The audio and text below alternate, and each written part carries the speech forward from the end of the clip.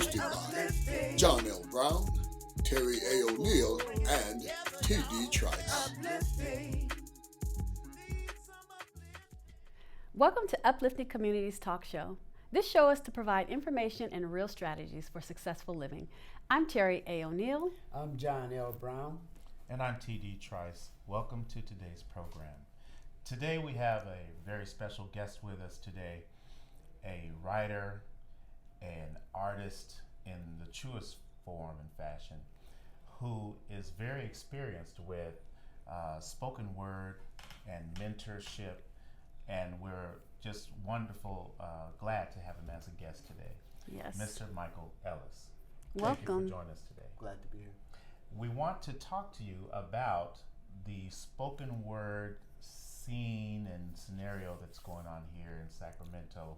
You have your finger on the pulse, mentoring and helping a lot of people who never had any experience with spoken word. Exactly. And helping them grow their wings, so to speak. And we'd love to have you share some of your experiences with us today. Oh, definitely. I'm excited about that. Wonderful. You've been in the industry for such a long time, for I want to say 3 decades. I'm not trying to show your age or anything, but you've been in. Okay. But no, that doesn't mean anything. You know, you've been in the game for a long time, prior to me actually getting in the game. Right. So I guess one of my first questions to you is, in terms of poetry, how has it changed? Have you seen the change? It has evolved over the years. Tell me how you've seen the change, the growth in it. Well, first I have to do, poetry is, you have the urban poetry, the academic poetry, so many different genres of poetry. Right. When I started, it was the end of the Langston Hughes Yes. Maya Road, where we were talking about the traditions to Africa. And I think in the last 10 years, we cut that tradition where we don't want to talk about Africa or slavery. We want to talk about bags and money. Okay, what's So- going on in the world today? Right, so poetry now is beat poetry. It's not page poetry, it's performance poetry. Okay. And I think that was a tragic loss, that the literature part of it was taken away. And, okay. you know, for the money, we can get more money if you can perform it. Right. So I think as the education went down, it dumbed down a little bit. So we're not writing sentences anymore, making Okay. sounds. Okay, we're performing. Yeah, and another thing, you was talking about, poetry these days is kind of like down a little bit. You Right. know, I mean, it's not like the other one, but it was something that I saw you do. I went to one of your plays, Okay. and man, you're talking about poetry.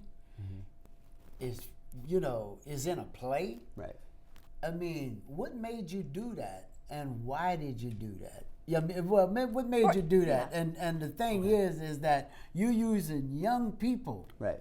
You understand, getting them that's in poetry, and you turning that and making a stage play out of Right. it. Tell us how that works a little bit. And then- Yeah. Well, to answer your first question, I did a public poetry venue for 7 years, and then when we lost that venue, I was out for a year. And as I was looking at the other venues, I said, something's missing.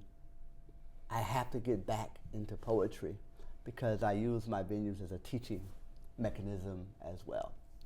And the purpose of a keynote poet is a keynote poet can perform anywhere, whether it's a funeral, a White House, a Capitol, a school. So keynote poet has all of those features where you're training to entertain and also to increase your wealth or your value. Like basketball, you have to practice to get your skill set up.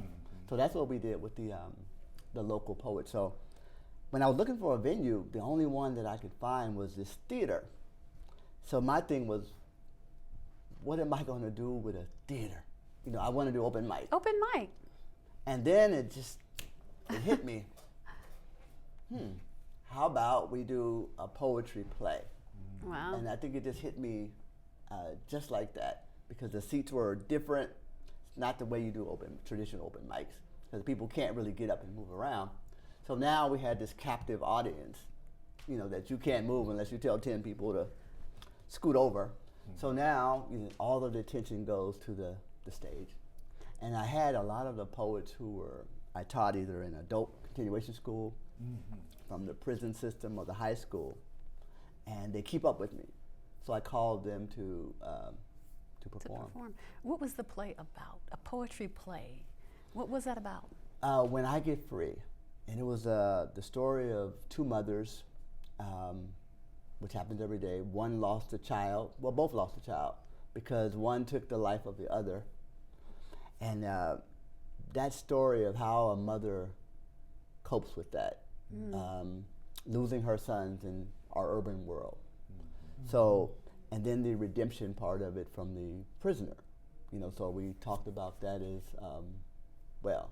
Wow. So if he had the chance to do it all over again, the crime, if he could undo it. So that's what we wrote about. Interesting. And the young man that he shot, one scene where he walked into the prison as a ghost, and the guy and like, who are you? And he said, I'm the one that you killed. So they had this ballad of poetry going back and forth with each other. Interesting. So, and was this a full-length play, or? It was an hour play. We're going to expand it to a full-length play. Okay. But it was just what happens is Tyler Perry changed the world with comedy theater. Right. So, how so? Because they're basically designed now from the gospel experience to laugh, because our issues are so painful. You have to do 75% laughing to take the 25% of the serious stuff. That's kind of like the formula with our new African-American play structure. And I had somebody tell me, well, you can't do a play if people aren't laughing. And I said, why not? Because in the 60s, we dealt with raising, you know, those plays with Sidney Poitier, where you can go back and there's no laughter. Right. We were talking about serious issues. Yes. But now, like the thing is, people can't hold it. They can't keep the seriousness for 2 hours. Well, I know the importance of comic relief, even if it's just subtle, just a little bit, maybe even 15%, something to relieve all the heaviness of those dramas. But 75%? Yeah, that's what I get when I see a Medea play. I laugh. Yeah, but that's not, Medea is not the end all to. Yeah. I'm not gonna get started on that. Right. Okay. Because I got a whole lot I could say about the Tyler Perry play and film, but we're not gonna go there. Right. There's more to it. Right. I remember a Lifetime producer told me back when Tyler was, had really made his transition into the industry and was, it was going strong, starting to pick up momentum. She told me that she was reviewing one of my scripts, and she said, in order for this to be successful with an all-black cast, it has to be along the lines of a Tyler Perry film. I heard that before. I just thought that was the most absurd thing ever, because, I mean, he's not the only writer in the universe. Right. And not only that, I mean, he has his own audience. Not everybody likes that style. Right. He has his own audience, and that works for his audience. That does not work for everyone. Right. So the goal is to change the narrative in a new generation. Thank you. Thank you very much. And it takes a lot of courage to change narratives, because we work in these 20-year cycles of, you have to do this for the next 20 years.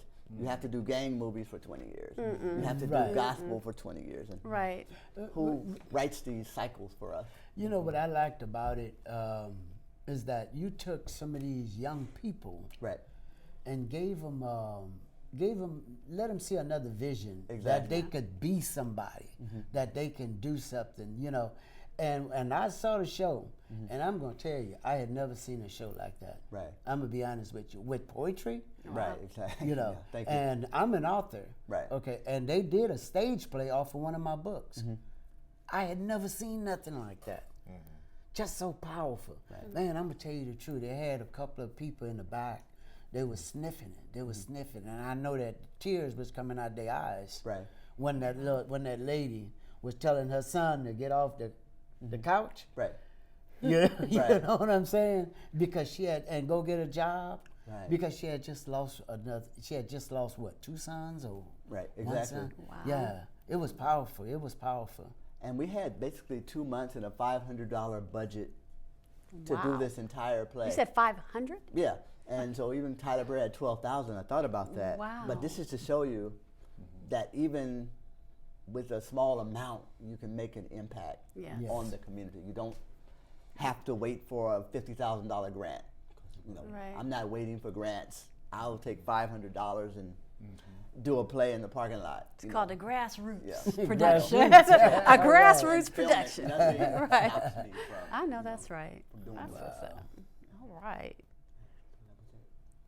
Well, that's great that not many things, you don't allow many things to stop you from moving forward. Right. And this Keynote Series that you have created, talk about what I don't know what you. the Keynote, what Keynote means, and tell us Yes, where I it can started hear you. and Can you hear how me? it's expanded. Okay. Basically, if you look at the UCLA and Berkeley and USC, they have what's called the keynote I speakers. can hear you. And it's a very prominent task to be a keynote speaker. Poets didn't get these opportunities. Right. Nobody calls poets to speak. No, not at all. So they only want to hear you rhyme. They don't want to hear your philosophy or sociology. They just Unless it's poetic. yeah, unless you're Yeah. Maya Angelou or two or three others, and especially in the Black community. So we wanted to elevate poetry to a level where you can speak with purpose, to tell a story, you know. And so that's what the keynote banner was about: to learn how to analyze an audience, to learn how to prepare, or change your words on the flash. So these were very valuable Interesting. speaking skills. Yes. Yes. Agreed. To Explain to the audience what's a hood poetry. And versus Harvard poetry. Yes, sir. yes, you have this thing where call it urban poetry, Okay. and I've always tried to avoid that term, not because it's a bad term, but they just threw that in the hood basically as a form of segregation, basically to stay away from us and be urban poets. So they don't call LeBron James an urban basketball player. You know, they don't have, you know, urban boxers. So, and I looked at that, it's like you have to be careful when you wear titles that other people give you. So I said, I can deal with being a Black poet, but put poet first, and then you put everything else in either asterisk, parentheses, or wherever you want it. But I'm not going to let you diminish me as an artist by giving me a title that nobody else has to. Hood poetry. I didn't know that was a thing. I've never heard of the term before. Maybe I'm out of the loop, but It's never. usually about something oppressive. We're not supposed to write about flowers and bumblebees and rainbows. Yeah. And even if you tried it at most urban venues, it would be like, you Yeah. can't talk about rainbows in here.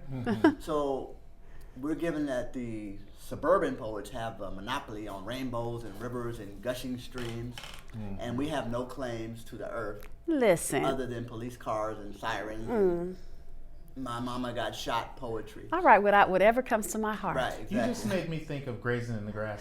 Right. Yeah, Whatever comes Yeah, to my you heart. know, the line is birds starting in and out of the trees, grazing in the grasses. So yes, but again, you dig it. You know. and you're Yeah, talking about right. Oh, The scenery you're talking about. exactly. the What's space, beautiful, what's and beautiful in life. and you can incorporate both type in one Right. piece. So- you know, but So in other words, it's okay for the let's just say it's not okay for the urban poetry to Right. talk about what you just said, Right. TD. Yeah, That's not okay. It's underlying suggestion. It's a given that, especially for African American males, that we want you to talk about crime and police brutality. You're not here to talk about you've been know, typecast. yes. Poetry typecast. how beautiful the rainbows are. Yeah. It's the same thing with music. Right. They give us this narrative, Yes. and we That's fall why for you it. got to And create the your music own. is so depressing. Aw. It is so. Yeah.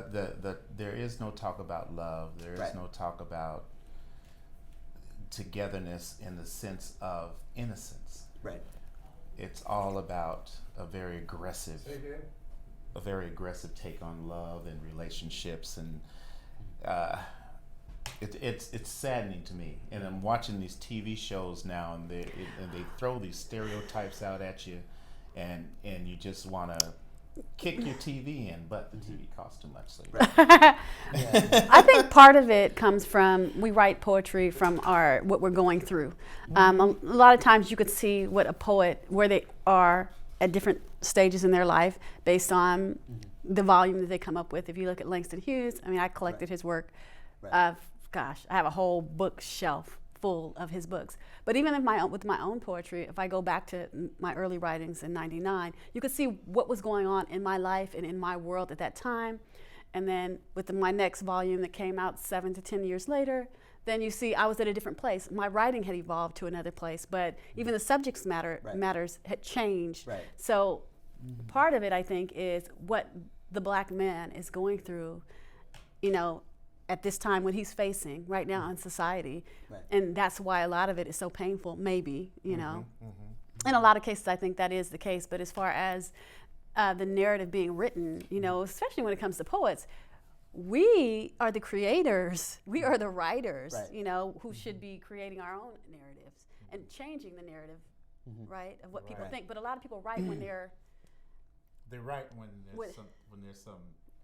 when they're emotional, or when there's something going on, whether it's through pain, or I want to say happiness too, but I don't know how many poets out there write when they're inspired through happiness rather than pain or oppression. They gave Langston Hughes an asterisk now if you go through history, and he's called the Negro Poet Laureate.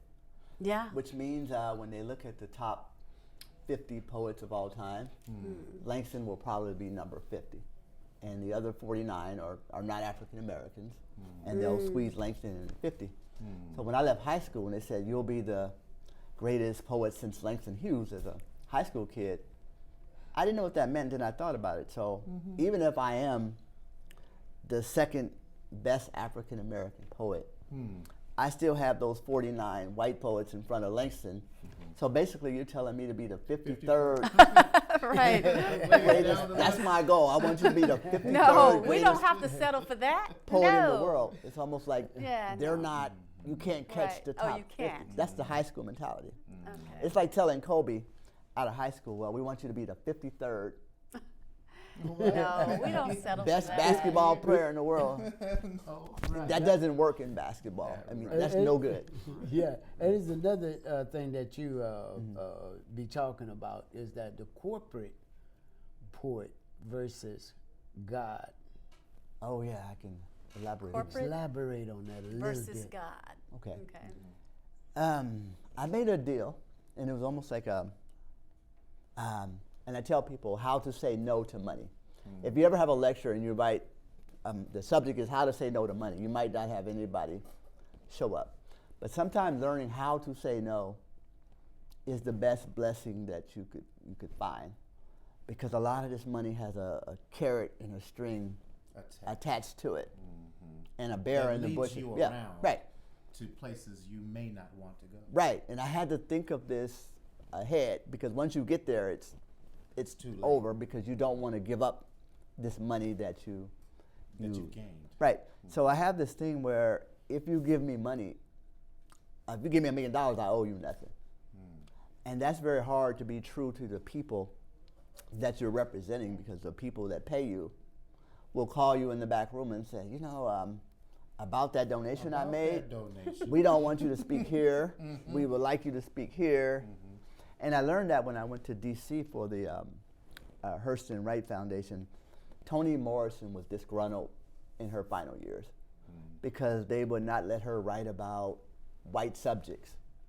And she was like, I'm insulted. I won these top awards, and you don't ask white people about writing about black people, so why can I not do it? So she felt like, even with this big award, she felt betrayed. Langston died disgruntled. So I'm studying these other writers before me and not trying to fall into those traps. So I'm like, if I have this highest writing honor in the world, and you're going to tell me what I can and can't write about. Right. I don't want Then that honor. Taking the highest honor does not mean what it should. So I had to divorce corporate America probably at the loss of a lot of money. And so I'll tell you what I told earlier. I said I had these agents on the telephone, and they were telling me what they could do for me with this Dear Oprah book. Oh, we want this book. Do not self-publish it.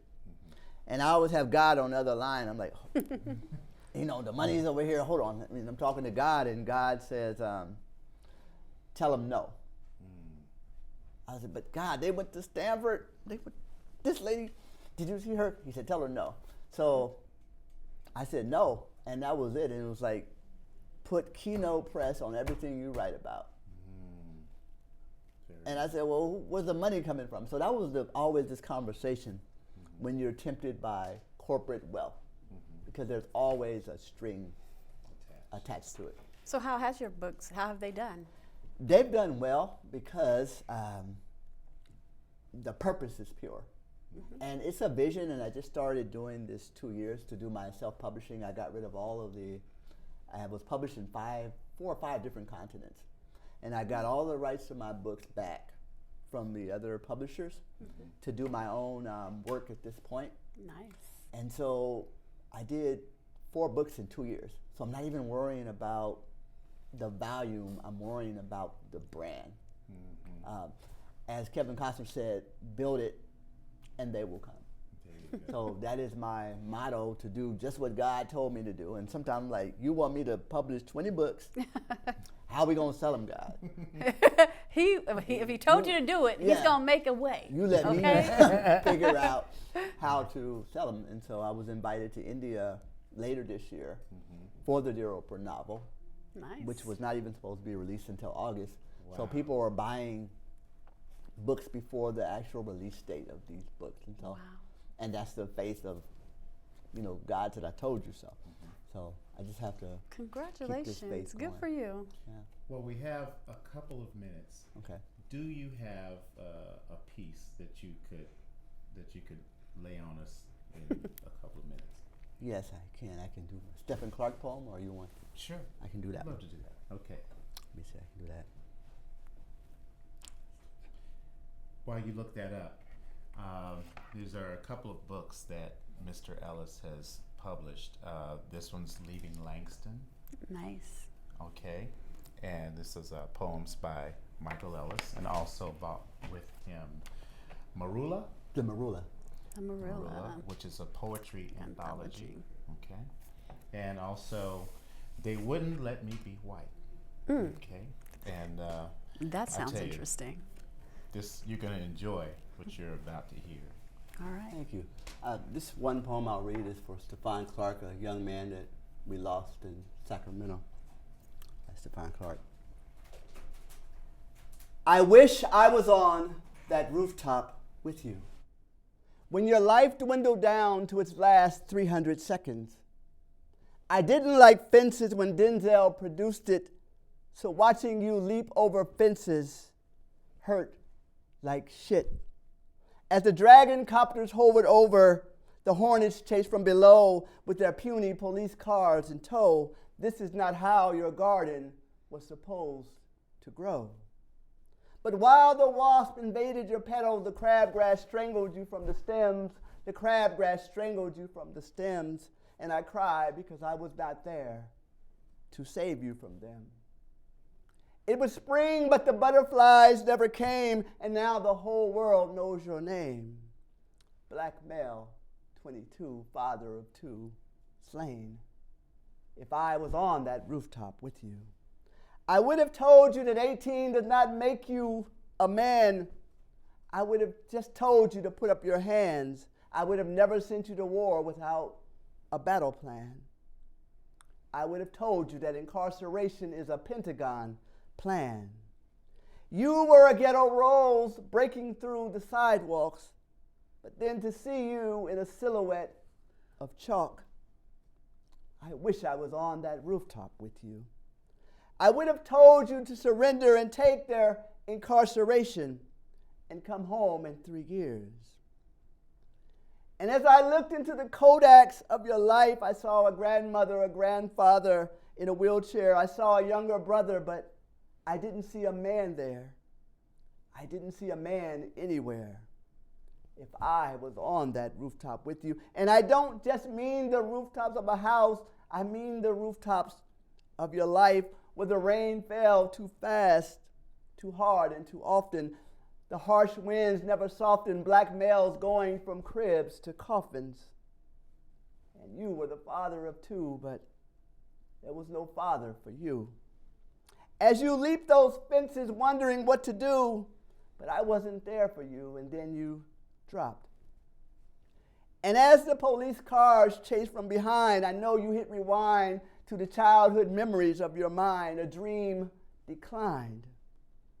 The preacher passed the gun to the principal, who passed it to the teacher, who passed it to the cop, and then you dropped.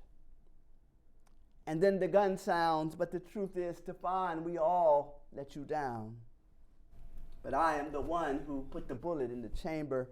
I saw you, but I didn't speak. I judged you because I was the one that was weak. I didn't understand your anger.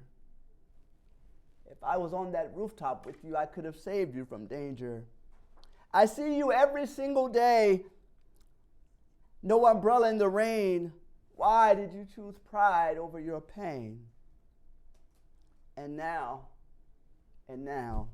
I gotta play that damn Sam Cooke song. It's so hard living, but I'm afraid to die. Or Boys to Men, why do I have to say goodbye?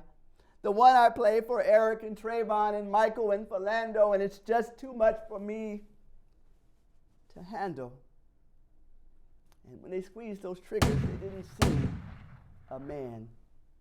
They saw a nigger. If I was on that rooftop with you, I would have loved you through. Thank you. All right. That's very good. Great. Thank you. Thank you so much. Very powerful. Great time. Thank you Thank for sharing you. that with us. It's an honor. And rest in peace, Stefan Clark. Well, that's going to do it for today's program, Uplifting Communities. Be sure to visit Michael Ellis on where? Everywhere. Keynote Poets of Sacramento. Michael Ellis, or you can look up the Marula Anthology in your Google search engine. But Keynote Press is the, or Keynote Poets is the main way you can find it. Okay, wonderful. They have several pages. Thank you, Michael. Thank you. And then also look for Uplifting Communities on Facebook and on Twitter and on Instagram. Friend us, like us. We'd love to have you be a part of the Uplifting Communities family. Tell us what you think about the show. We'd love to hear your feedback. With that, my name's T.D. Trice. I'm Terry A. O'Neill. And I'm John L. Brown. Thank you for watching today's program. Take care. Uplifting. Whoa, whoa. Bring it together, y'all. Yeah. Uplifting.